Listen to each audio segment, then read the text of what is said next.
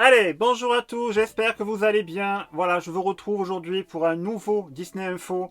Voilà, donc nous sommes aujourd'hui lundi 15 février, donc nouveau Disney Info qui va être aujourd'hui encore une fois riche en actualités Disney et également Disneyland Paris en deuxième partie. Voilà, donc, mais d'abord, comme d'habitude, je vous demande, comme d'habitude, de vous abonner, de me suivre sur mes différents réseaux, donc sur Instagram, sur Facebook, enfin voilà. Donc abonnez-vous, likez la vidéo, lâchez plein de petits pouces bleus et également commentez si vous avez envie de réagir sur les différentes actualités que je vais vous parler là maintenant, voilà. Voilà, donc cette petite intro étant faite, je veux donc ça va, on va pouvoir y aller. Allez, c'est parti!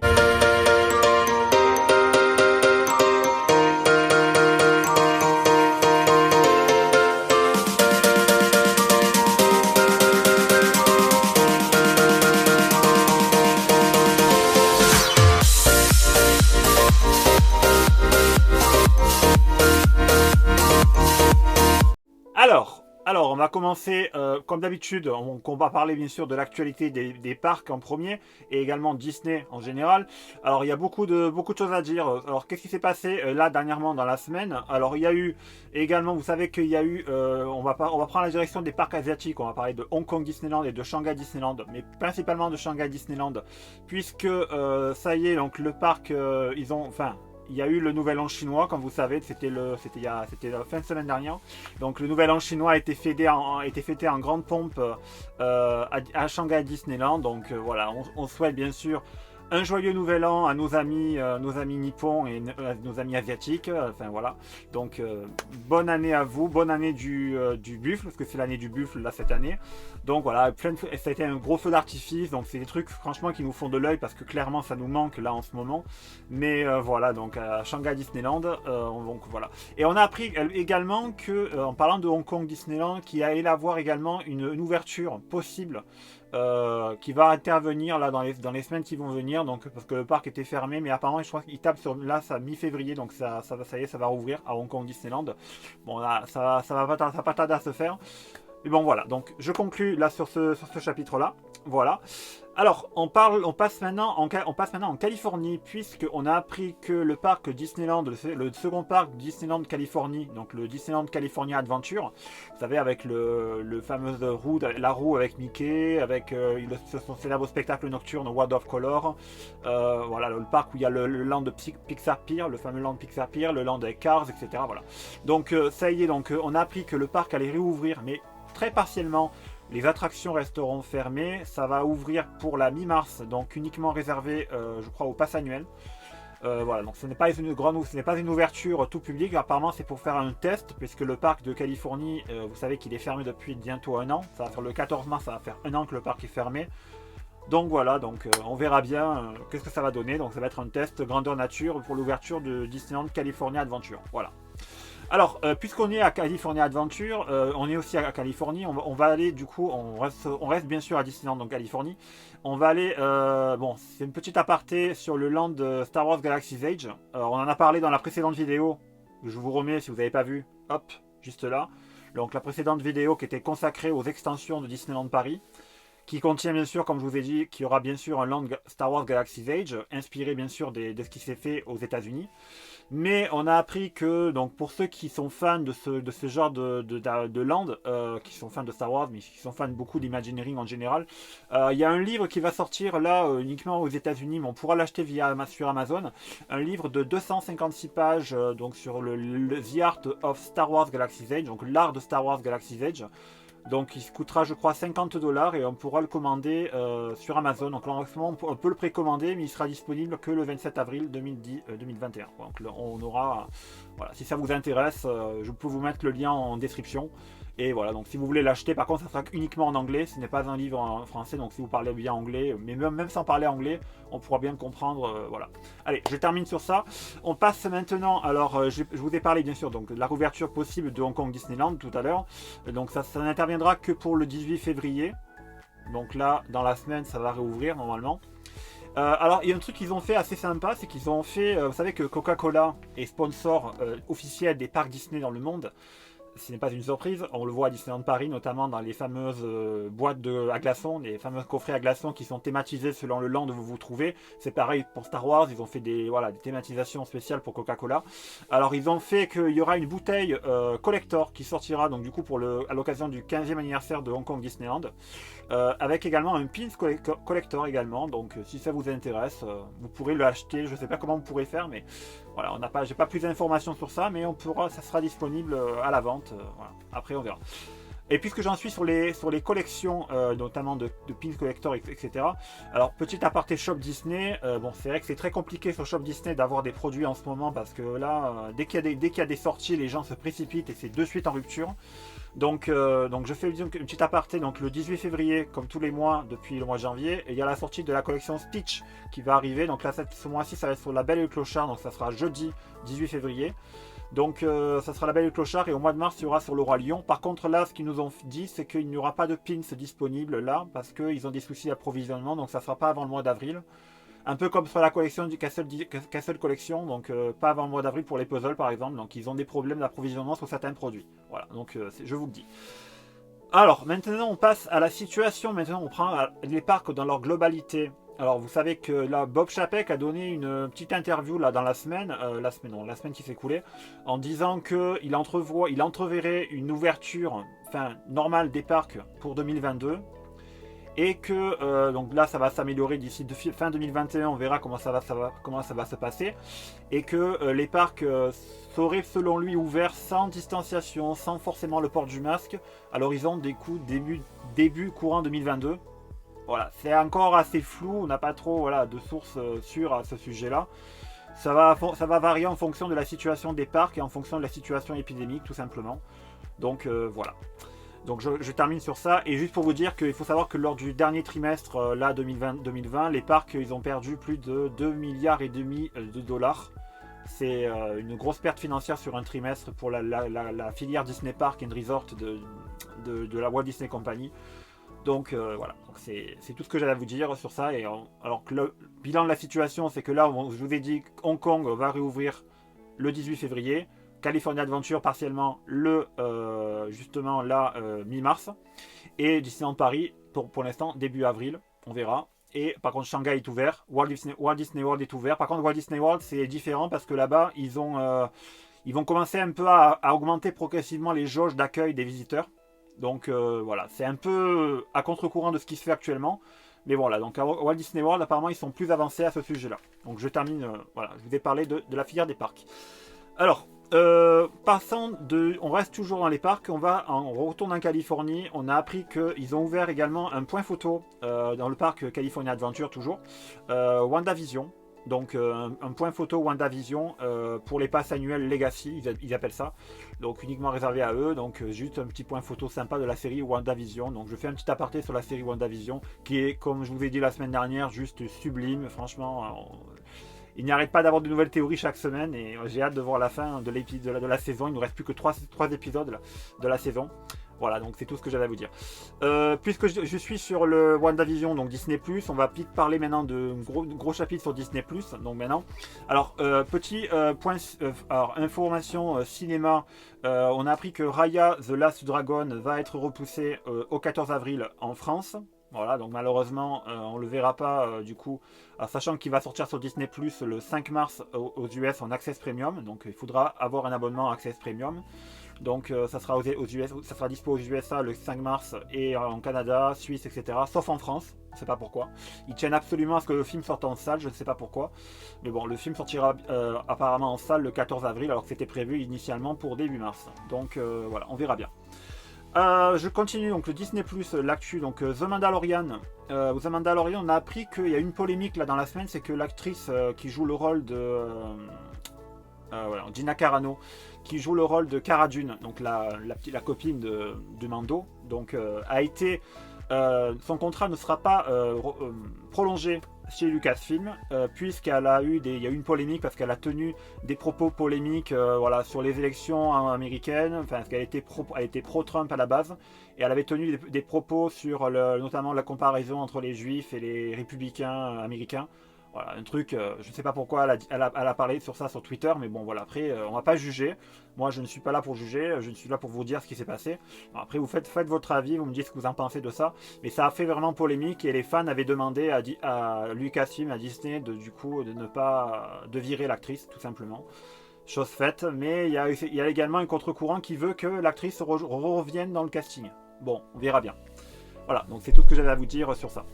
Alors, on passe maintenant le petit easter egg sur Mickey, Mickey, WandaVision. Vous ne savez pas si vous avez fait attention, que vous avez vu que la Darcy, la femme, la brune, qui est sur son ordinateur, avait une montre Mickey, juste une montre Mickey, comme ça tout simplement. Donc une montre Mickey qui était, c'était assez discret. Bon, je vous mets la photo là, je ne sais pas si vous l'avez vu quand vous avez vu la série. Mais bon, voilà. On a appris la grosse information qui a été là sur le plan audiovisuel, etc. C'est qu'on a appris que les studios Blue Sky qui produisent, vous savez, les films comme L'Âge de glace, etc. Ils avaient notamment un film qui était prévu de sortir, qui était en période de production. Je crois qu'il s'appelait Jinoko, il me semble.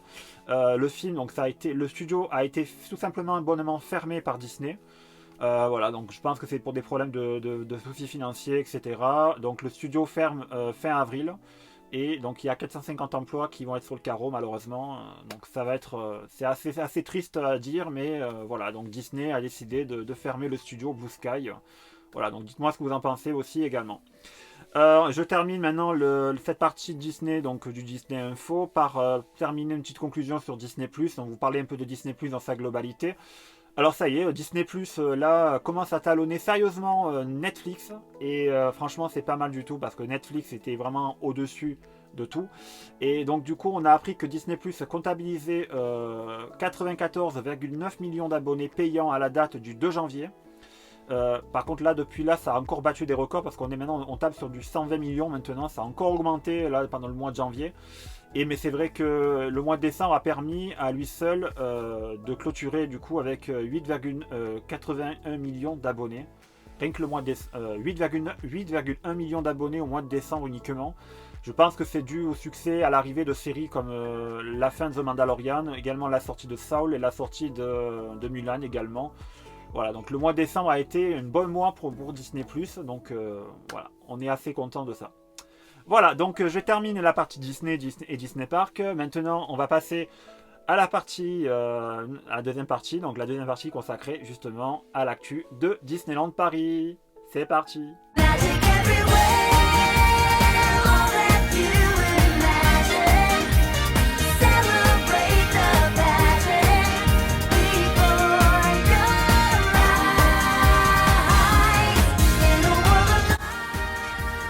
Allez, c'est parti pour l'actualité de Disneyland Paris. Alors, on va commencer cette actu, ce qui s'est passé à Disneyland Paris et à côté. Vous savez que Disneyland Paris se trouve dans le département de la Seine-et-Marne et que vous avez vu dans les informations que la Seine-et-Marne a été touchée par des inondations assez terribles sur la commune d'Esbly qui se trouve à quelques kilomètres de la destination. Donc on a une pensée pour les sinistrés, pour eux, donc vous en avez entendu parler dans les médias. Alors je vous en parle tout simplement aussi parce que nos amis, les Disney Volunteers, vous savez, ce sont les cast members qui font plein d'opérations de solidarité envers les plus faibles, les plus démunis, enfin tous ceux qui ont besoin d'aide. Donc les Disney Volunteers ont fait un don de 600 colis, donc avec contenant de quoi manger, de quoi un peu se déshydrater. Et également quelques petits cadeaux sympas, voilà, pour donner une petite touche de bonheur, voilà, aux sinistrés qui ont été touchés suite aux inondations qui a eu lieu donc en Seine-et-Marne. Donc voilà, on clôture là ce chapitre assez terrible, donc par cette bonne nouvelle, voilà. Allez, on continue. Donc on a appris quelque chose d'assez intéressant, donc qu'à la réouverture de Disneyland Paris qui doit intervenir normalement début avril. Ils ont renforcé, vous savez que les mesures barrières dans les attractions avaient été déjà renforcées par l'installation de stickers par terre, de panneaux en plexiglas pendant les files d'attente, etc. Mais là où ils ont amélioré le truc, en gros, c'est qu'ils ont décidé de renforcer justement ces mesures barrières dans les attractions en rajoutant des plexiglas également dans les véhicules, par exemple dans Star Tour. Et également, par exemple, dans les attractions comme Peter Pan's Flight, par exemple, ils ont rajouté justement des barrières en plexiglas dans les véhicules. Alors, je sais pas, peut-être à Big Thunder Mountain, ils vont faire également pareil. Donc, là où ils peuvent rajouter des plexiglas, ils le feront dans les véhicules en embarqué. Donc ça permet justement de pouvoir, ça va permettre de pouvoir augmenter les flux entre guillemets, le débit de l'attraction, donc de faire que l'attraction puisse être un peu mieux remplie et pouvoir optimiser justement mieux les temps d'attente pour éviter d'avoir des queues qui débordent en dehors de l'attraction, comme ça a été le cas là alors pendant la réouverture. Donc voilà, donc on salue cette initiative de Disneyland Paris. Donc on a eu ces informations via nos collègues de Outside Ear, donc je vous le dis. Allez, c'est terminé sur ce chapitre-là. Alors, on continue donc avec on a eu de nouvelles images nouvelles images pour l'attraction Cars Route 66 qui ne s'appelle plus. Si vous avez vu la vidéo de samedi sur l'extension du Walt Disney Studio, donc on a appris que l'attraction Cars Route 66 a changé de nom, tout simple, mais en gardant bien sûr le même nom, etc. Donc ça va s'appeler tout simplement Cars Road Trip. Donc on a une superbe image avec le camion, donc apparemment c'était là où il y avait l'attraction, enfin le point Catastrophe Canyon avec le camion. Donc le camion s'appellera Dinoco tout simplement. C'est un clin d'œil bien sûr au film donc, de Cars qui justement est le sponsor de la course. Je crois que c'est ça exactement. Donc si ceux qui sont plus fans de Cars peuvent me le confirmer, voilà, je vous le dis. Voilà, donc c'est tout pour ça. Alors on va faire un chapitre encore travaux, donc ça on continue les travaux également. Le parc est un chantier à ciel ouvert tout simplement. On a des images de nos amis de DLP Report, de Inside DLP Castle, je crois, qui nous montrent qu'il y a eu l'installation de 2 grues. On a 2 grues, une vers le Walt Disney Studio, donc je pense plutôt vers pour le chantier de Avengers Campus, et une pour le château, qui est toujours justement en train d'être réhabilité. Donc la grande réhabilitation, on en a parlé là, dans les précédentes vidéos. Donc ça y est, les chantiers avancent, ça avance, donc on verra bien. Ça va arriver. Alors, petite justement, vu qu'on a parlé du château, petit clin d'œil, on a vu que sur l'autoroute, il y a eu donc une photo qui a été prise depuis l'autoroute par un fan de Twitter, sur Twitter, qui nous a justement montré qu'il y avait les tourelles, des tourelles du château. Donc là, à Disneyland Paris, on ne se contente pas de restaurer, on se contente quand même carrément de changer. Donc on change justement les tourelles, enfin les toits des tourelles du château. Donc ça y est, donc c'est arrivé sur site, donc on les a vus sur l'autoroute dans un convoi assez exceptionnel, un convoi exceptionnel de tourelles de notre château. Donc c'était assez amusant pour le souligner. Voilà. Alors, on passe, continue toujours au Walt Disney Studio, donc comme je vous ai dit, donc c'est un chantier à ciel ouvert. Alors, on a appris que sur Frontlot, l'esplanade, donc l'entrée du parc Walt Disney Studio est en train de se terminer. Ça y est, après 1 an de travaux, ça se termine. Donc les sols sont quasiment finis. Donc on a eu de nouvelles images, là je vous les mets là de suite. Et on voit dans ces images que tous les tourniquets du parc Walt Disney Studios ont été changés. Comme ça a été le cas, ils avaient fait un test, il y avait un test au milieu dans l'allée centrale du parc, donc on pouvait voir les tourniquets. Donc ça y est, donc ça a été installé, enfin. Donc on pourra du coup passer au tourniquet plus rapidement qu'avant, donc ça buggera moins en principe. Donc voilà. Alors je continue, on passe maintenant sur l'esplanade François Truffaut, donc c'est l'accès, le grand esplanade qui est entre les 2 parcs, au niveau de la gare, de point contrôle sécurité de la gare, après la gare RER et devant World of Disney. Alors, vous avez vu que depuis cet été, ils avaient installé une grande tente longue, ils avaient détruit une butte en terre qui était sur le côté.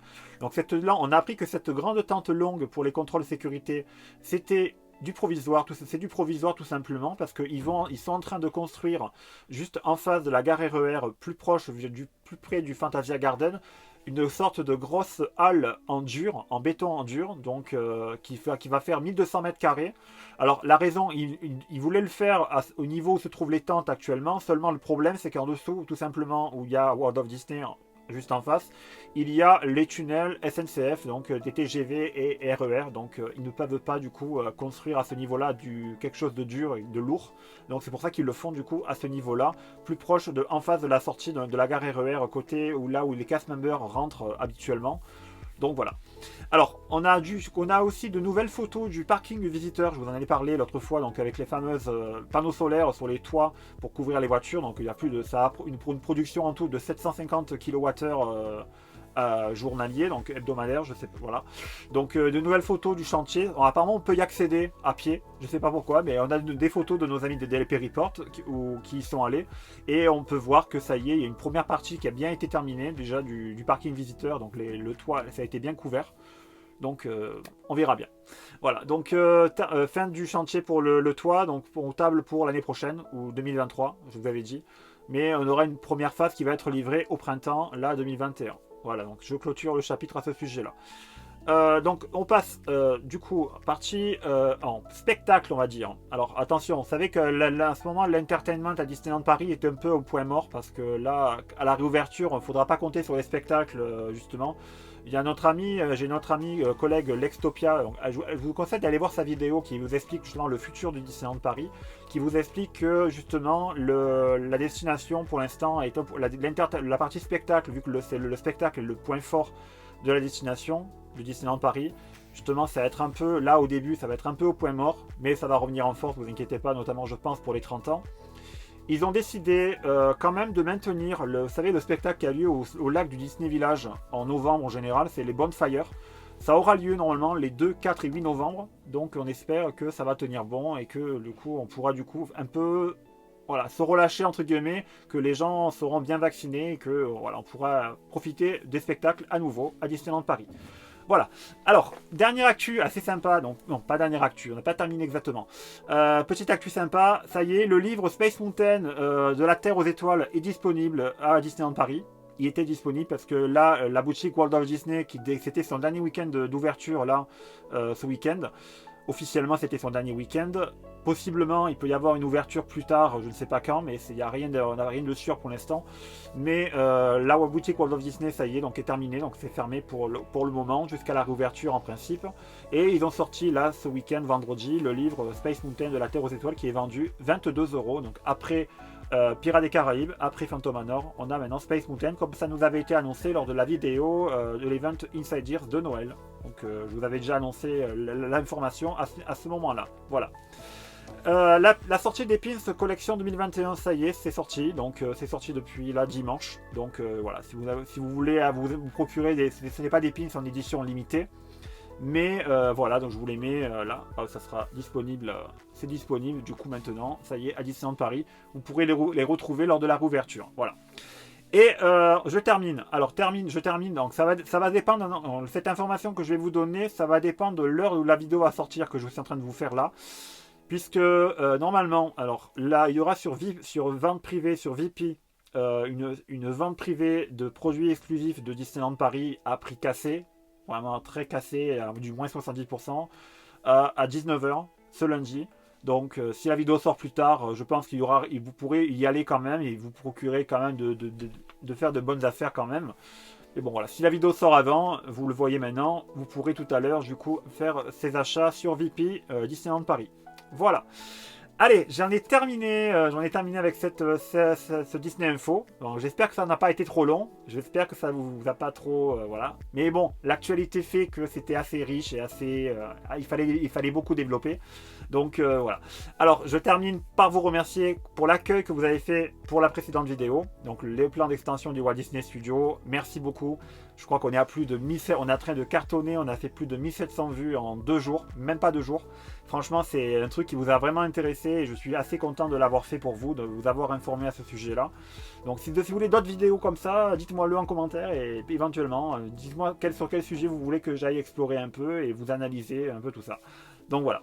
Allez, je vous souhaite à tous donc du coup une bonne semaine, et je vous souhaite une bonne soirée et je vous dis à bientôt. Allez, salut! Allô, Cody Hoyt? Ouais, vous êtes? Rick Legarski, police de la route du Montana, à votre service. Vous cherchez 2 ados disparus? Vu pour la dernière fois un relais routier. Ce ne sont pas les premières. Quoi? Comment ça? Disons qu'on a notre lot de jeunes filles disparues dans la région.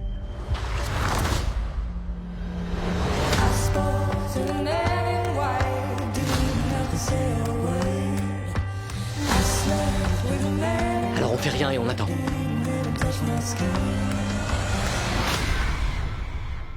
Non. On n'attend pas.